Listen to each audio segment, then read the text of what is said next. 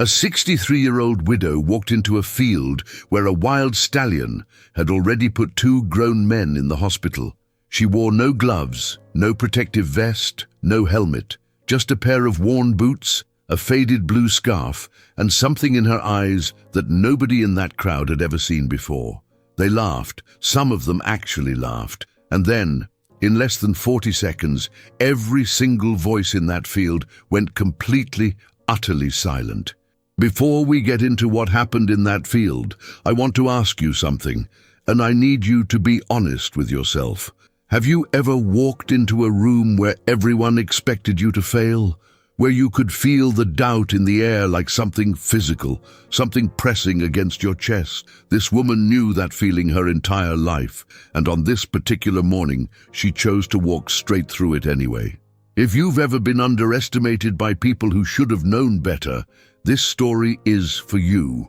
Drop a like, hit subscribe, and tell me in the comments, what city are you watching from, and have you ever proven someone completely wrong? Now, let's go back to the beginning, because to understand what happened in that field, you need to understand who Lenora Vane really was. There is a town called Harwick Bluff, sitting in the high desert of eastern Oregon, the kind of place that doesn't apologize for what it is. The streets are wide and mostly empty.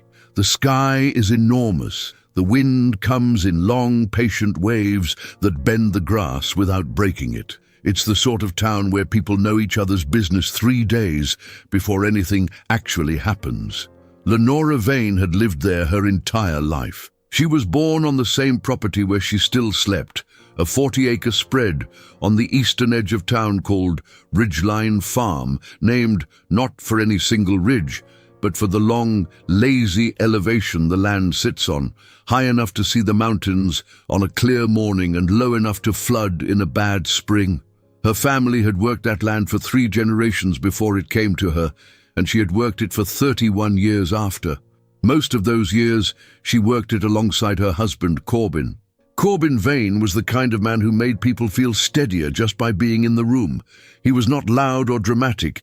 He didn't dominate conversations or chase admiration. He was quiet in the way old trees are quiet, substantial, deeply rooted, patient with weather. He'd been a working farrier for 20 years and had a relationship with horses that bordered on something almost spiritual. He didn't break horses. He listened to them, or so Lenora always said. She said it not as a compliment, but as a simple fact. The way you describe the color of someone's coat. Corbin died 14 months before the events of this story. A stroke, fast, in the middle of a Tuesday in October, while he was repairing the fence along the north pasture. By the time Lenora found him, he was already gone. The grief she carried after that was not the kind that announces itself. It was quiet. It lived in the silences between things, in the empty chair at the kitchen table, in the second coffee cup she kept putting out by habit for 3 weeks before she made herself stop. The people of Harwick Bluff came around in the way small towns do, with casseroles and careful conversation and the particular brand of pity that means we don't know what to say, but we wanted to show up. Lenora appreciated it, and she endured it. What she didn't endure, not quietly anyway, was what came 6 months after Corbin's death. The farm had always been modestly profitable, not wealthy, but stable. Corbin's farrier work supplemented the income from their small cattle operation and the lease on the southern grazing acres. With Corbin gone, the farrier income disappeared entirely, and the cattle operation required more labor than Lenora could manage alone. She brought in a part-time hand named Dewey, a 24-year-old with good intentions and no instincts. But even so, the finances began to compress. The southern lease, the equipment loans, the heating costs through that particularly brutal winter. Everything pressed in at once, the way financial difficulty always does, never arriving one thing at a time, but all together, like weather. By February, Lenora had made the decision to take on a commission that Corbin's old clients had been offering for months. A horse rehabilitation job, the kind of work Corbin had done quietly and with great skill for 2 decades. and the kind of work that, frankly, most people in Harwick Bluff did not believe Lenora was capable of doing on her own. They were polite about it, mostly, but the doubt was there. You could see it in the way Clarence Dodd, who ran the feed supply on Route 9, paused just a beat too long when she mentioned it at the counter one morning. You could hear it in the voice of Mildred Foss, who had been Corbyn's most loyal client and who called Lenora in March to say, very gently, very kindly, that perhaps she ought to refer the more challenging cases to someone with more experience, someone younger perhaps, someone with more physical capability. Lenora thanked her. And then she accepted the commission anyway. The horse's name was Sable. Nobody in Harwick Bluff had ever seen anything quite like Sable. He had arrived at the Pruitt County Fairgrounds 6 weeks earlier, transported from a failed breeding operation in Nevada that had gone under after its owner, a man named Garrett Pruitt, no relation to the county, had defaulted on 3 separate loans and simply walked away from his property, leaving behind unpaid staff, deteriorating facilities, and 17 horses in various states of distress. Most of those horses were manageable. Thin, skittish, in need of veterinary care and patient handling, but manageable. Sable was something else entirely. He was a black Lusitano stallion, barely 6 years old, with a physical presence so commanding that the first time County Animal Control Officer Darnell Oakes opened his trailer gate, Darnell took 3 involuntary steps backward before his brain caught up with his feet. Sable stood just over 16 hands, his coat so deeply black it held blue in the sunlight, his neck arched with a tension that looked less like aggression and more like compressed electricity, like something coiled so tightly that any movement might release everything at once. He had already injured 2 people by the time Lenora was contacted. The first was a young trainer from Bend named Colt Marsden, who had a solid reputation working with problem horses and who lasted approximately 90 seconds in the round pen before Sable caught him with a shoulder charge that sent him over the fence and fractured 2 of his ribs. Colt was professional about it afterward. He said quietly and without embarrassment that he had never encountered a horse that seemed to read your intentions before you'd fully formed them yourself. The second was a volunteer at the fairgrounds named Bex, who had simply tried to slide a water bucket inside the stall door and ended up with a laceration across her forearm that required 11 stitches. Sable had not bitten her. He had struck the bucket out of her hand with such force that the edge of it caught her on the way down. Both incidents were documented. Both were reported to the county. And after the second one, the quiet conversation among the people responsible for Sable's care turned to darker territory, the kind of conversation nobody wanted to have out loud, but everyone understood was coming. That was when Harlow Finch, who coordinated equine welfare placements for 3 counties and who had known Corbyn Vane for 15 years, made the call to Lenora. Harlow was a direct woman. She did not soften the situation or dress it in optimism. She told Lenora exactly what had happened, exactly what the current assessment was, and exactly what the timeline looked like if no placement could be found within the next 30 days. She used the word euthanasia once, clearly, without euphemism, and then she waited. Lenora asked 2 questions. She asked how old Sable was, and she asked whether anyone had tried working with him in the morning. Harlow paused at the second question. She said she didn't know. She said she would find out. Lenora said she would come and see him first. She drove the 40 minutes to the fairgrounds on a Thursday morning in late March, arriving just after 7 when the light was still low and gold and the air had that particular cold clarity that high desert mornings carry before the wind picks up. Harlow met her at the gate and walked her back through the facility in silence, the way you walk someone towards something you're not entirely sure about. The moment Lenora saw Sable, she stopped walking. He was in the far corner of his stall, not pacing, not posturing, just standing with his head turned slightly away, his ears at a careful angle, his entire body radiating the kind of stillness that isn't calm at all, but is instead the absolute suspension of something that hasn't decided yet what it's going to do, like a held breath, like the 2 seconds between lightning and thunder. Lenora stood at the fence for a long time without speaking. Harlow stood beside her, also without speaking, because she had been around enough horses and enough experienced people to know that something was happening that didn't benefit from commentary. What Lenora was doing, though she couldn't have fully explained it in words, was listening, not to sound. Sable wasn't making any.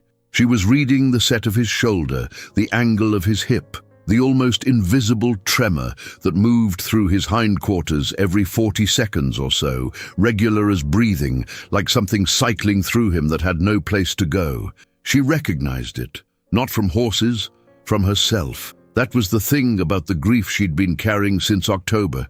It didn't always announce itself as sadness. Sometimes it showed up as hypervigilance, as this exquisite, exhausting alertness to threat, as the inability to fully relax, even in spaces that should have felt safe, because the last time you'd fully relaxed, everything had changed without warning, and there was no guarantee it wouldn't happen again. Sable wasn't dangerous because he was aggressive. He was dangerous because he was terrified. And he had been terrified for so long and had learned so thoroughly that the only language anyone spoke to him was the language of force and correction and confinement, that he had stopped making any distinction between threat and contact at all. Lenora understood that in her body before she understood it in her mind. She turned to Harlow and said, "I'll take him." Harlow looked at her for a long moment.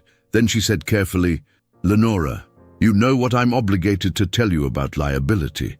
"I know," Lenora said, "and you know what happened to the last 2 people who—" "I know," Lenora said again, not impatiently, just with the quiet, complete certainty of someone who has already finished the conversation in their own head and arrived at the end of it. Harlow signed the transfer papers that afternoon. Sable arrived at Ridgeline Farm on a Saturday morning, and that was when the town of Harwick Bluff started paying attention.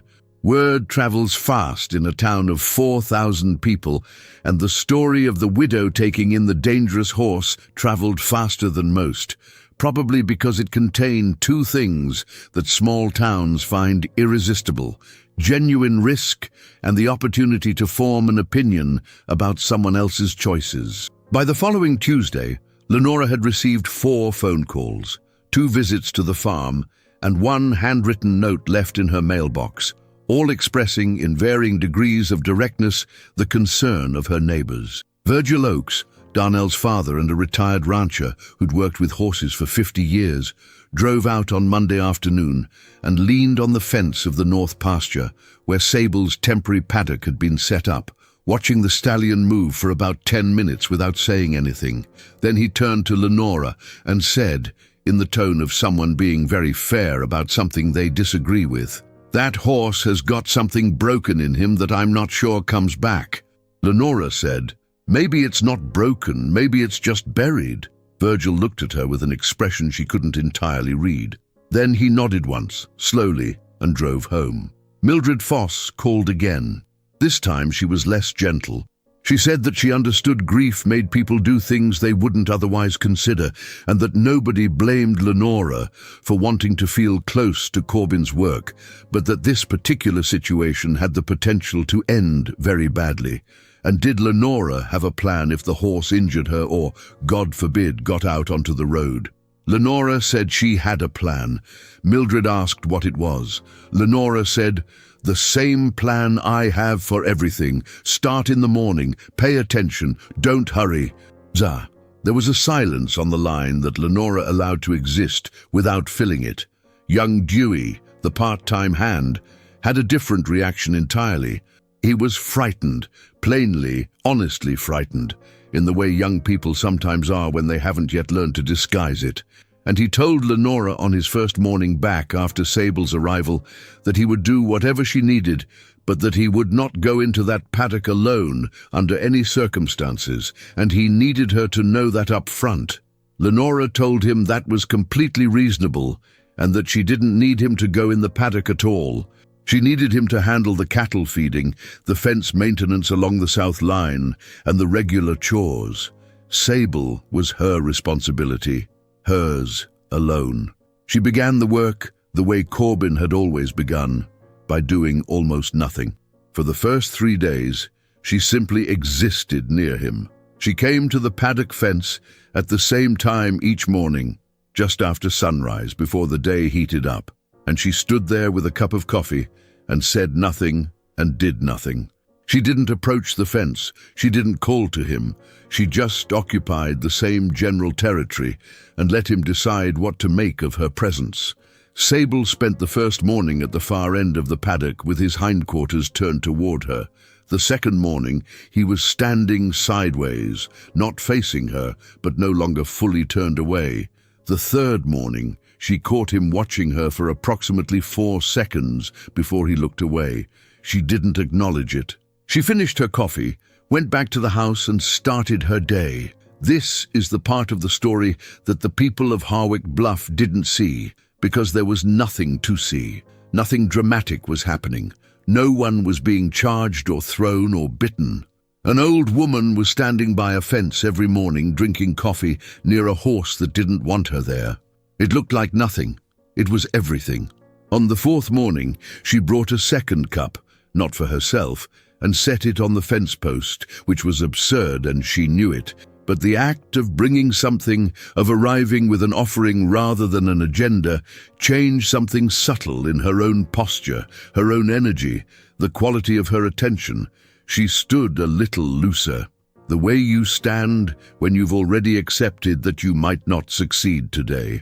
On the 7th morning, Sable walked to within 30 feet of the fence and stood there. He didn't look at her directly. He looked at some fixed point in the middle distance, the way horses sometimes do when they're processing something they haven't categorized yet.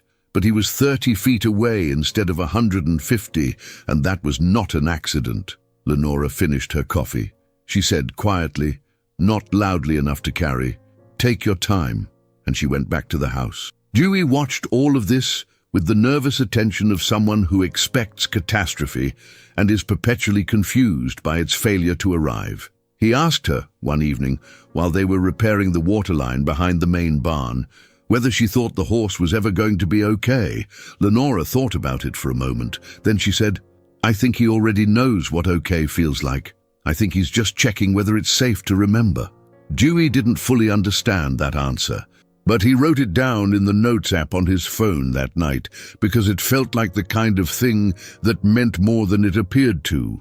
He was right about that. By the end of the 3rd week, Lenora had moved inside the fence. Not dramatically, not in a way that announced itself as a milestone. She simply arrived one morning, opened the gate, walked in, and sat down on an overturned feed bucket in the corner nearest the gate. The least threatening position, the one that put her at the lowest point physically and furthest from Sable's space. And she sat there for 40 minutes while he stood at the opposite end of the paddock, pretending she wasn't there. Then she got up, left, and closed the gate behind her. She did this for 4 consecutive mornings. On the 5th morning, Sable walked to within 20 feet of the bucket and stopped. He was not relaxed. His nostrils were working, his ears were in constant calibration, and he was coiled with that same compressed readiness she'd noticed the very first day at the fairgrounds. But he had chosen to reduce the distance. He had made a decision, however tentative, however reversible, to come closer. Lenora didn't move. She didn't speak. She sat on the bucket with her hands loose in her lap and let 20 feet be enough for now. This went on, the quiet work, the morning sessions, the incremental, almost invisible shifts in Sable's behavior, while the town of Harwick Bluff continued to form its opinions. The opinions weren't malicious mostly. They were the ordinary skepticism of people who had seen grief do strange things to sensible people. Rosamond Park, who ran the diner on Caldwell Street, told anyone who would listen that she admired Lenora's courage, but that she'd been praying for that woman every morning because that horse was going to put her in the ground. Sewell Bright, the county extension agent, had heard about the situation from Harlow Finch and had called Lenora directly to offer resources. not unkindly, but with an undertone of gentle urgency that made it clear he considered the situation a liability in progress.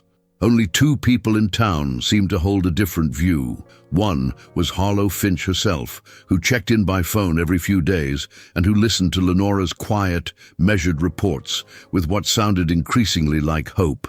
The other was a 13-year-old girl named Odalis Bright, Sewell's daughter, who had somehow heard about the horse and the widow and had begun riding her bicycle out to the edge of Ridgeline Farm on weekend mornings to watch from the road. She never knocked. She never asked to come in.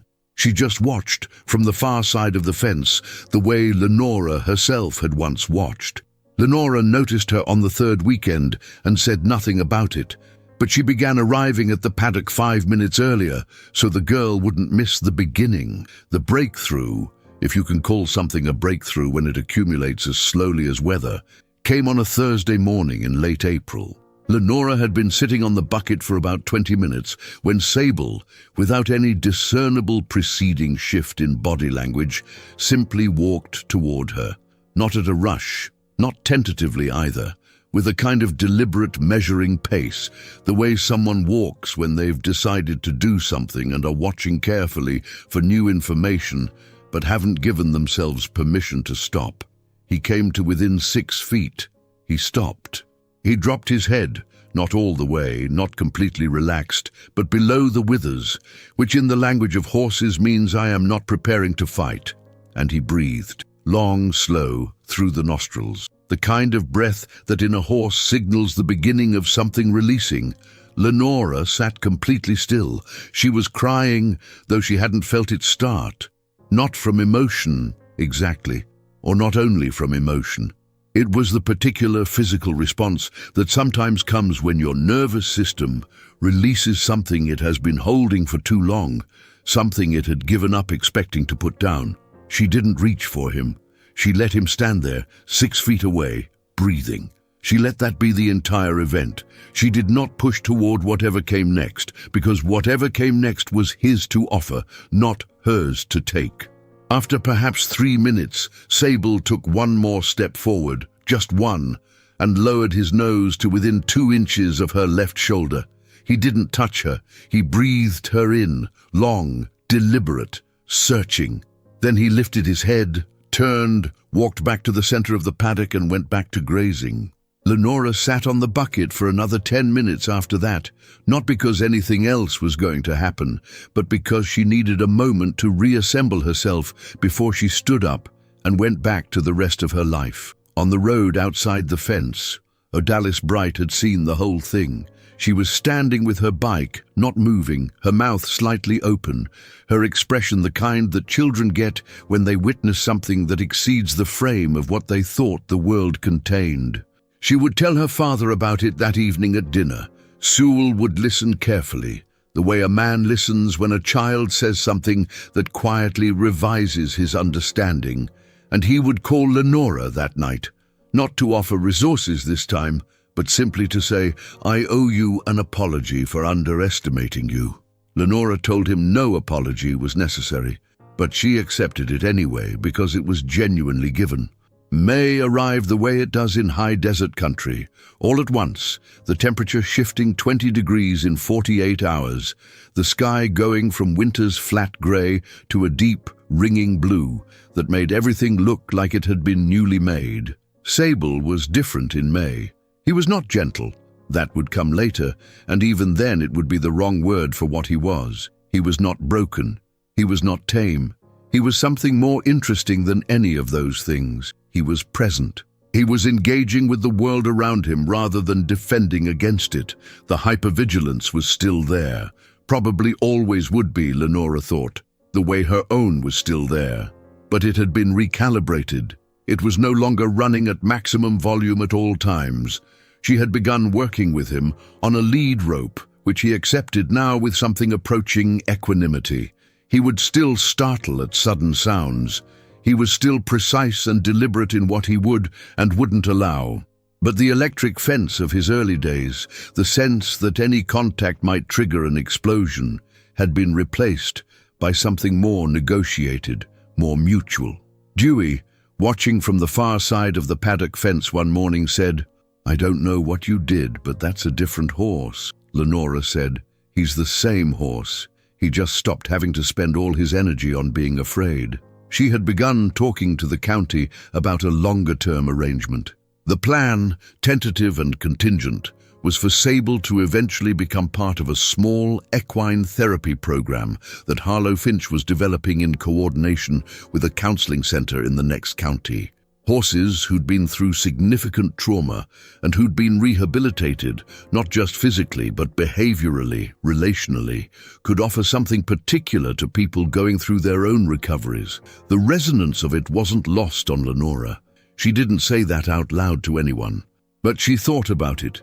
The day that the town of Harwick Bluff found out what was happening at Ridgeline Farm, the day that everything became a public event, was a Saturday in the second week of May. It wasn't planned. It wasn't a demonstration.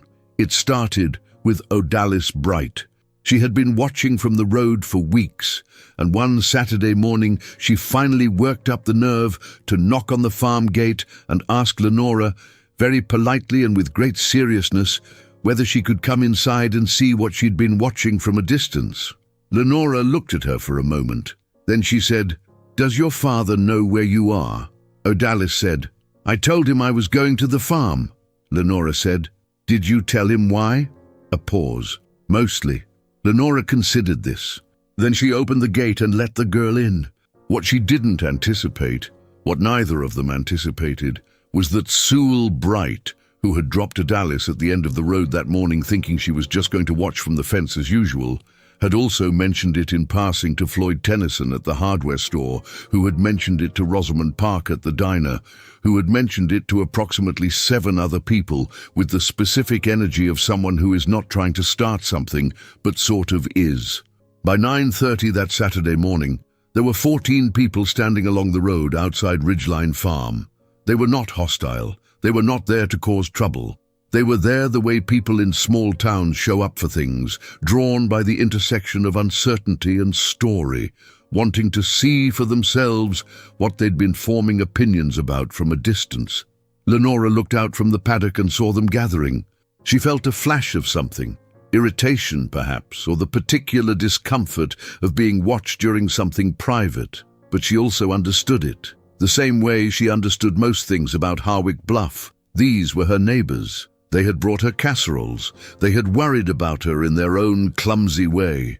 They had been wrong about her, and they had been wrong about Sable, and they had the right to find that out. She went back to what she'd been doing. She'd been working on something specific that morning, a progression she'd been building toward for 2 weeks, something she hadn't told anyone about because she hadn't been certain it was possible.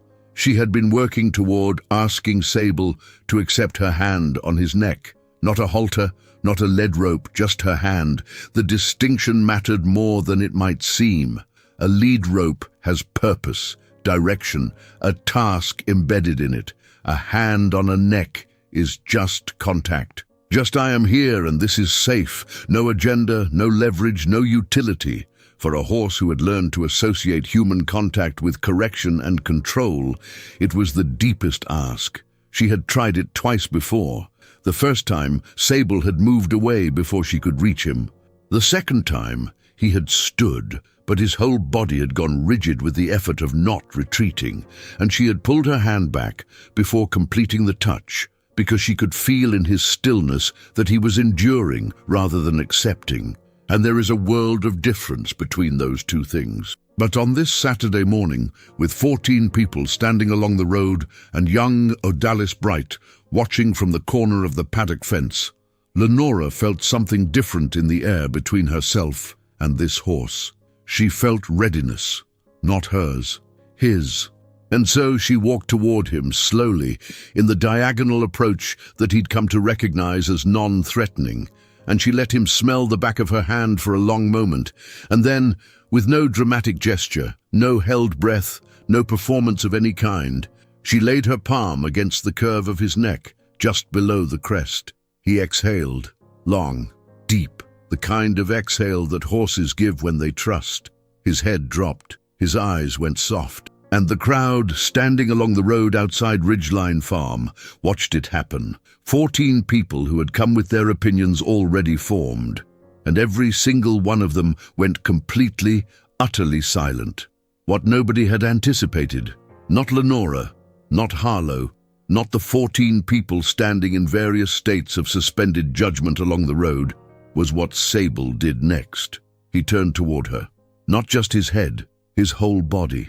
A slow, full pivot, the weight shifting, the haunches swinging around until he was standing chest to chest with her, his head lowered so that his forehead nearly rested against her collarbone.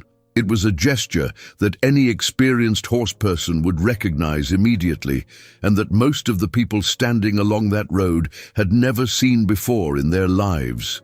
It was the gesture of a horse asking to be held, not asking to be led, not asking for food or release or any transaction, just asking with the wordless precision of a creature who has no other language, to be with someone, to be close. Lenora stood very still. Her hand was still against his neck. She brought the other hand up slowly, carefully, and laid it against the other side, and she just held him, this enormous, complex, damaged, extraordinary animal, the way you hold something that has finally, after a very long time, stopped trying to carry everything by itself. She was crying again. She didn't try to stop it. At the fence, Odalis Bright had one hand pressed flat against her sternum, the unconscious gesture of someone whose heart is doing something they weren't prepared for. Along the road, nobody spoke. 14 people who had driven out on a Saturday morning with varying degrees of skepticism and concern stood in silence and watched a widow and a wild stallion stand together in a paddock and breathe. Rosamund Park, who had been telling anyone who would listen for weeks that this was going to end badly, had both hands clasped over her mouth. She would tell the story for years afterward, and every time she told it she would say, "I have never in my life felt so glad to have been wrong about something." Virgil Oakes, who had leaned on that same fence 6 weeks earlier and told Lenora there were things that didn't come back. He was standing at the back of the group, and he had removed his hat, which was the only gesture of reverence he knew how to make, and he was holding it against his chest with both hands. It was Dewey who finally broke the silence, not with words, but with the sound of him exhaling after holding his breath for what felt like a very long time. A shaky, emotional sound that he would later claim was just his allergies, a claim that convinced exactly no one. Then something happened that none of them had planned for, and that would become the moment everyone in Harwick Bluff returned to when they told this story for the rest of their lives. Sable raised his head. He had been standing with his head lowered against Lenora's chest for perhaps 4 minutes, and then, in one slow, fluid movement, he raised his head and turned his face outward, toward the fence, toward the road, toward the people standing there. And he looked at them, not with aggression, not with fear. He looked at them the way a creature looks when it has decided on its own terms that it can tolerate being seen. And then he did something that the most experienced horse people present would later struggle to explain in terms that weren't slightly embarrassing in their emotional weight. He walked, with Lenora's hand still on his neck, toward the fence. Not fast, not pushed. At his own pace, with his own intention. He stopped at the fence, 3 feet from where Odalis was standing. He lowered his head. The girl, 13 years old, with her bicycle propped behind her and her father standing somewhere back along the road, looked at Lenora with enormous eyes, a question she didn't know how to ask. Lenora said quietly, "He's letting you decide." Odalis turned back to Sable. She lifted her hand, very slowly, the way she'd seen Lenora do it.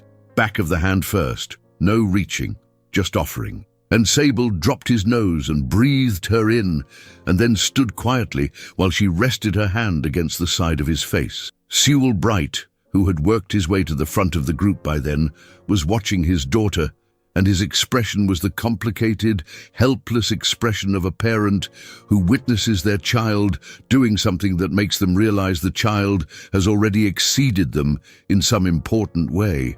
He turned to look at Lenora. She met his eyes. She didn't say anything. Neither did he, but something settled between them that didn't need words. After Odalis, 3 more people from the road came to the fence at Lenora's quiet invitation, slowly, one at a time, with the careful deference of people who have revised their understanding of a situation and are trying to behave accordingly. Each time, Sable read the approach, made his assessment, and either held steady or moved away. His choice, always his choice. And the people who came to the fence honored that, because Lenora had made clear with her manner, if not her words, that his choice was the entire point. This was not a performance. This was not a demonstration of dominance or technique. This was a horse, slowly, on his own terms, learning to live in proximity to people again.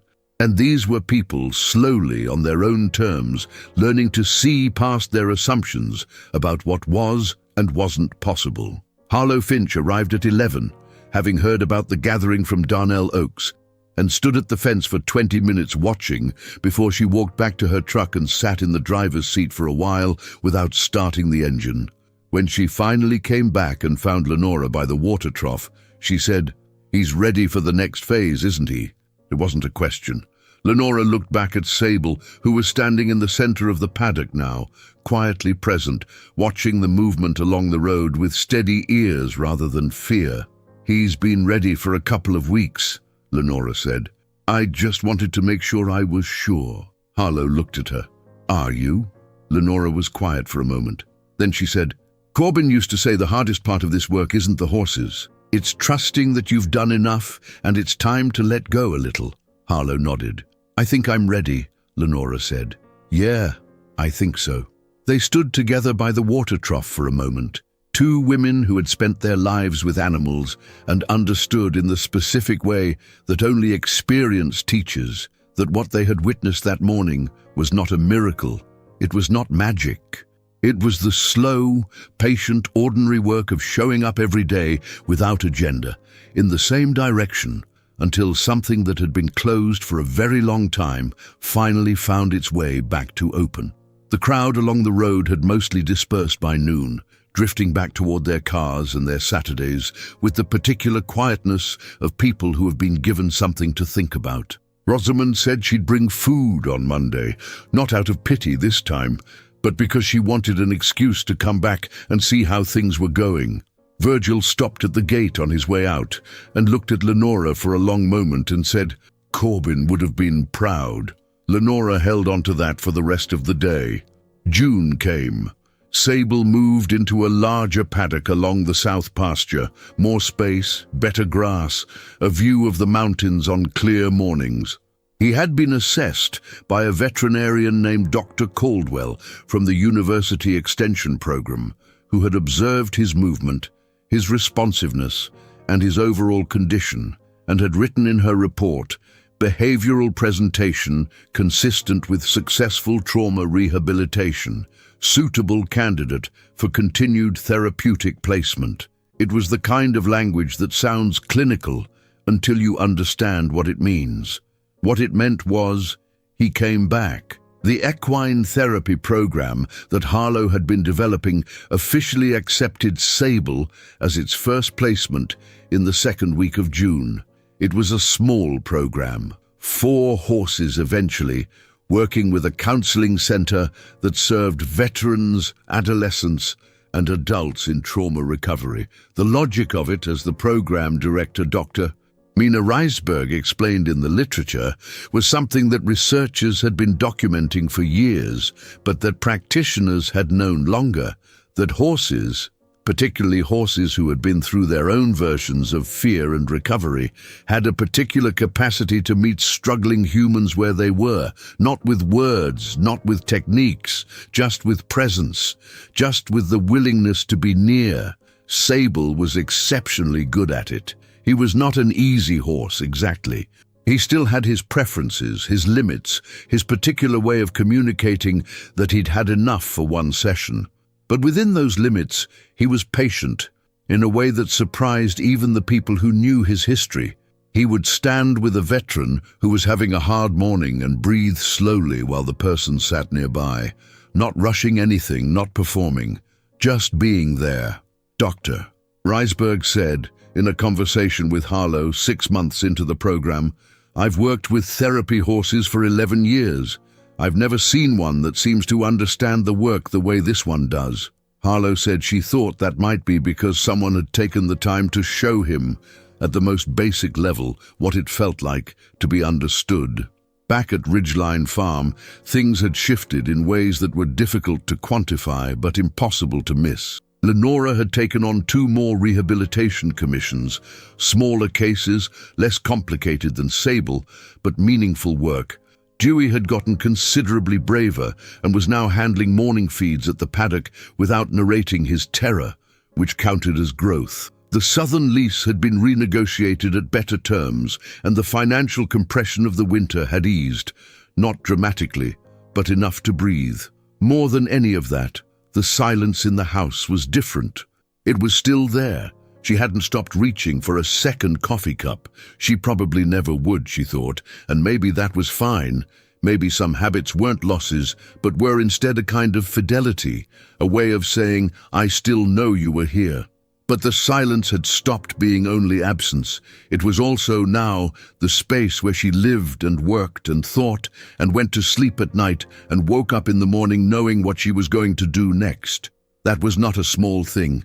That was in fact almost everything. Odalis Bright became a regular presence at the farm on weekends. She was good with the horses, naturally, intuitively good, and Lenora had begun teaching her in the way Corbin had taught Lenora, mostly by example, with commentary offered only when silence wasn't doing the job. The girl had a stillness about her that was unusual in a 13-year-old. Lenora suspected she'd been watching from that road for weeks before working up the nerve to knock, and that all that watching had taught her more than she knew. Sewell, for his part, no longer called with cautious suggestions. He called sometimes just to check in, to ask how the season was going, to report, with a parent's particular combination of pride and bewilderment, that his daughter had announced she wanted to study animal behavior at university when the time came. Lenora told him that sounded about right.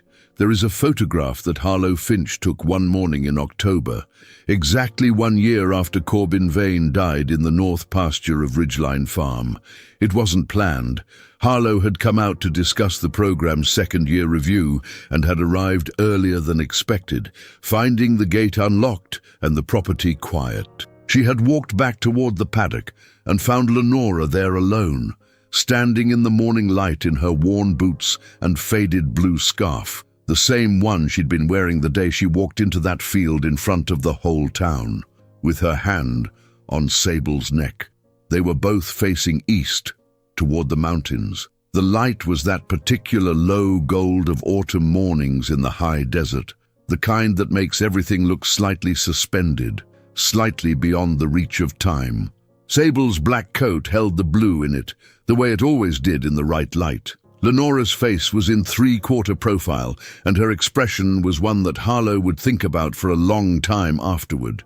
Not happiness, exactly, or not only happiness, but something more complete than that. The expression of someone who has passed through a thing and arrived somewhere that could not have been reached any other way.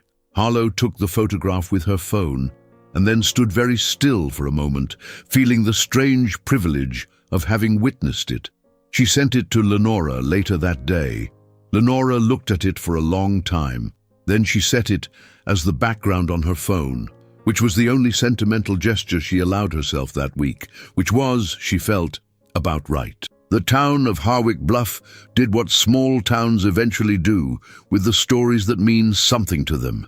It absorbed the whole thing into itself, made it part of the texture of the place. People didn't talk about it constantly, but it was there. It lived in the way Rosamond Park paused when she told certain kinds of stories about certain kinds of people, paused and revised, and chose her words a little more carefully. It lived in the way Virgil Oakes, if you asked him about horses or about grief or about what people were capable of, would get a particular look and go quiet for a moment before he answered. It lived in the way young Odalis Bright moved through the world, with a patience, a groundedness that her teachers noticed and that her father, watching her, didn't fully have the words for but recognized as something rare.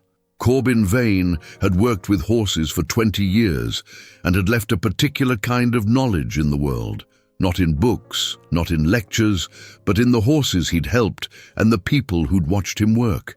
It was the kind of knowledge that doesn't survive in abstractions, only in practice, only in the hands and the patience and the willingness to show up without agenda. Lenora had not thought of herself as the carrier of that knowledge. She had not honestly thought of herself in those terms at all. She had just done what seemed right, one morning at a time. But knowledge passes the way it always passes, not in speeches but in proximity, in example, in the quiet, steady demonstration of what's possible. Odalis was learning it now, the way Lenora had learned it, the way it would pass on to whoever came after. There is something in the world.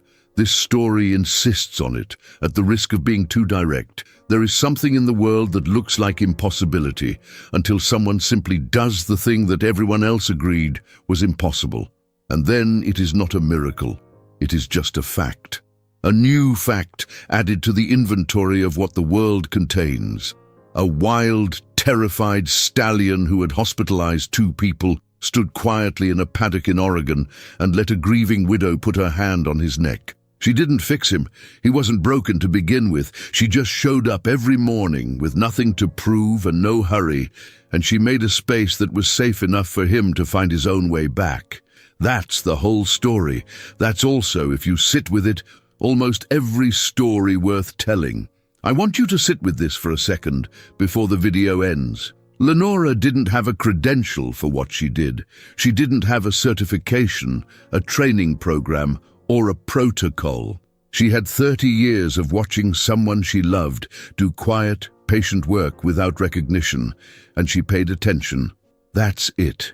She paid attention, and when the moment came, when the town had already decided she would fail, when the liability forms were signed and the odds were stacked and every reasonable person in 4 counties was prepared to have been right about this, she walked into that paddock anyway. Not because she wasn't afraid. She was afraid. She was afraid of the horse and afraid of failure, and afraid, probably in ways she couldn't have named, of the grief that was still living in her chest and the life she was still trying to figure out how to inhabit after the person at the center of it was gone. She walked in anyway, and that is the thing I want you to carry with you. Not the happy ending, though I'm glad there was one. Not the photograph, or the therapy program, or Odalis Bright deciding who she wants to be. Just that. The woman, the boots, the scarf, the gait, the decision to walk through when everything in the room was telling you to turn back. You've made that decision before. Maybe you didn't notice it when it happened, because it didn't happen in front of a crowd. Most of the real ones don't. If this story landed somewhere in you, share it with someone who's standing in front of a gate right now. And if you're that person, if you're the one looking at something everyone else has decided is impossible, just know that the whole town being wrong is not a reason to agree with them. Go. Be patient. Start in the morning. Pay attention. Don't hurry. I'll see you in the next one.